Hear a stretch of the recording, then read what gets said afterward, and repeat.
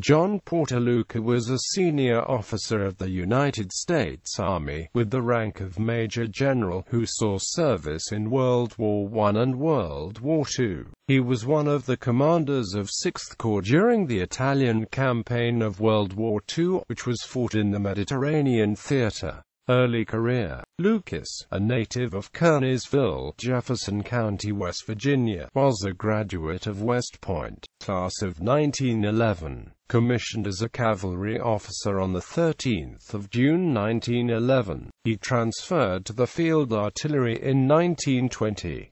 Lucas spent the first few years of his service in the Philippines, returning to the U.S. in August 1914.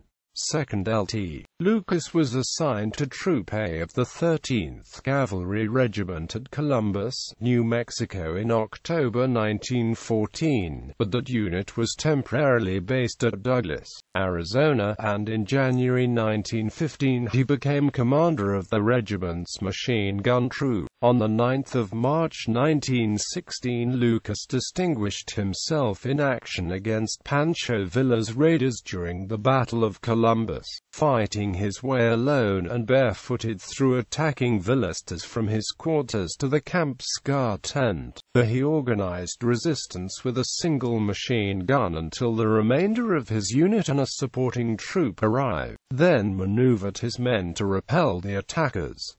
He served during the Mexican Punitive Expedition as an aide-de-camp to M.G. George Bell, Jr. at Fort Bliss, Texas, World War I. Lucas joined the 33rd Infantry Division in August 1917 at Camp Logan, Texas, where he continued to serve M.G. George Bell, Jr., commander of the 33rd, as aide-de-camp.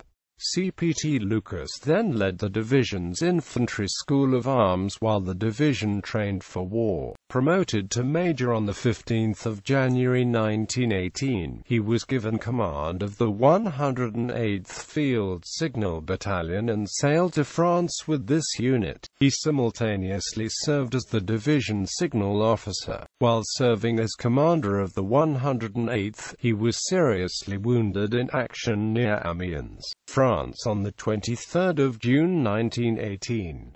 March Lucas was the battalion's first casualty, being struck by a fragment from a German high-explosive shell. Evacuated to a hospital in England, he was later sent back to the United States on convalescent leave, where he recovered from his wounds in the Washington, D.C. area. His wounds were severe enough to prevent him from rejoining the 33rd Infantry Division. He was promoted to lieutenant colonel on 31 October 1918.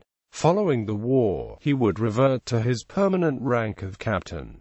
Interwar period. From 1919–1920, Lucas was assigned as a military science instructor for the University of Michigan ROTC program in Ann Arbor, Michigan. In 1920, he rejoined the field artillery. He was promoted to major in 1920, and in that year also entered the field artillery school at Fort Sill, Oklahoma. He graduated from the Field Artillery Advanced course in 1921 and became an instructor at the Field Artillery School. He then entered the one-year program at the U.S. Army Command and General Staff College, Fort Leavenworth, Kansas, graduating in 1924 and finishing 78th out of 247 in his class. He next became the professor of military science and tactics for the ROTC program at Colorado Agricultural College, Fort Collins, Colorado. He served in this position for approximately 5 years, earning an MS degree in 1927. He was selected for command of 1st Battalion, 82d Field Artillery Regiment at Fort Bliss, Texas, from 1929–1930. He then enrolled in the Army War College, Carlisle, Pennsylvania, in June 1931, and graduated in June 1932.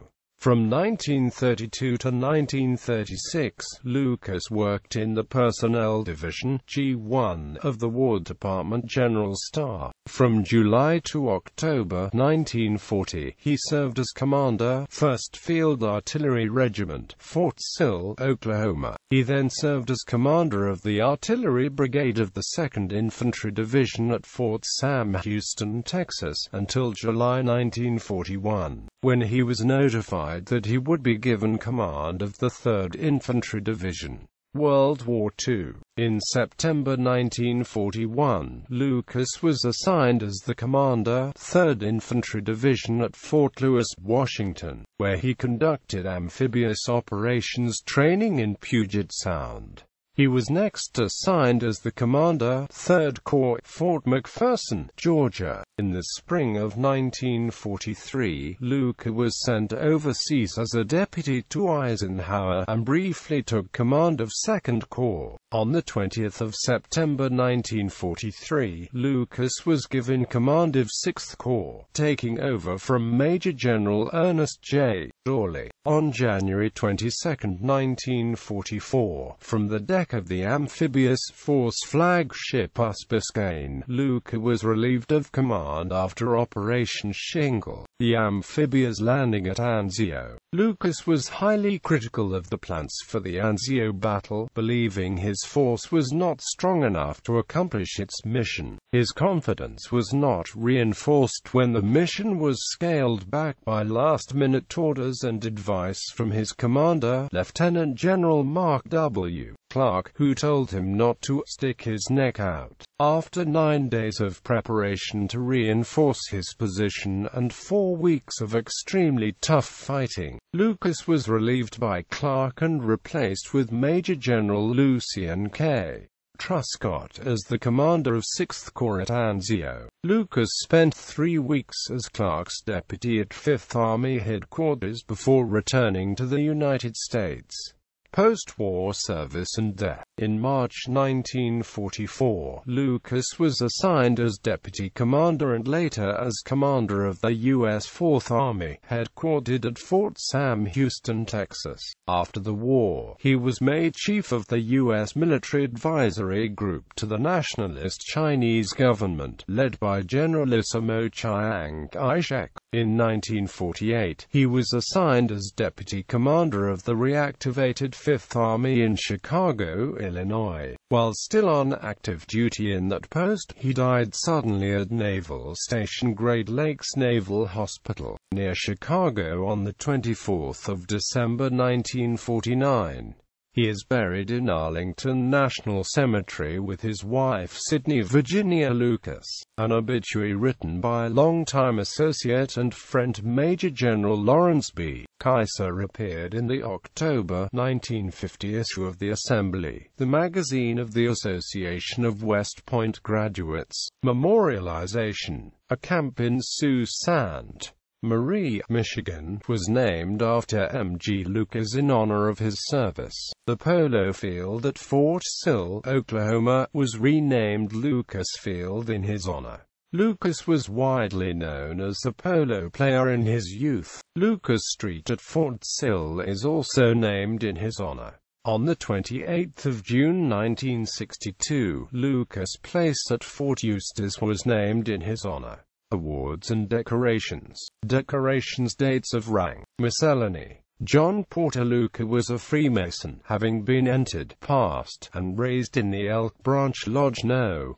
93, Shenandoah Junction, West Virginia. He is also believed to have been a member of the York Rite, attaining the degree of Knight Templar. According to his obituary in the October 1950 issue of the Assembly, he had served as a past master of a lodge of Freemasons in Fort Collins, Colorado. Media depiction. In the movie Anzio, the character of the overcautious General Leslie is presumably based on John P. Lucas.